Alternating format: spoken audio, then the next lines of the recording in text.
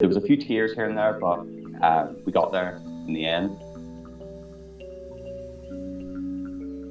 It's been challenging to actually start something new, all from, your laptop screen and not really knowing the people on the course. But, if any generation was going to do it, I feel like our generation is the one that was, designed for this sort of lifestyle. We had Luciano, the professor. He said, instead of doing the portfolio, why don't you try doing kind of a lockdown quarantine short film? I like what Luciano, our lecturer, said for that module, saying try to tell a lot with something small. He recommended that we try and look in our surrounding, in our room, in our university residences and whatnot.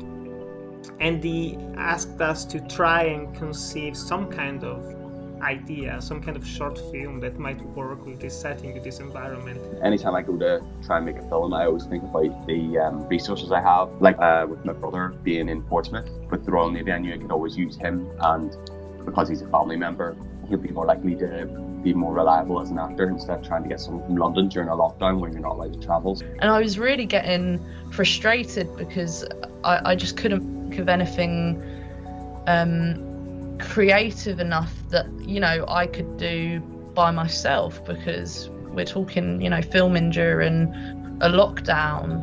Am I getting actors in? Am I using the people in my household? Am I not using any physical people in the film?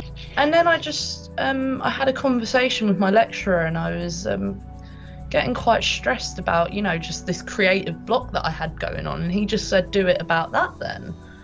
And I was kind of like, oh, of course, of course. I ended up making this quarantine lockdown film where basically it uses a loop narrative of someone waking up in their room and being literally chased by a darker self. To convey, yes, the feeling of repetition, of the pandemic, of being stuck inside. I acted in it myself. I had literally only 2 flatmates who helped me with the camera work, and I was very proud of it, honestly. Given the circumstances, given it was shot on literally just a DSLR, I found it to be a very, very fun experience and very useful to pass the time, but also to challenge yourself, make the best of what you have. So I knew I was going to be filming this film back home because I was going to go home early for Christmas to try and use my sister as an actress. And there was locations while I was off over the summer, like when lockdown lifted. I have a dog, and I would always try and walk in all different places around where I live.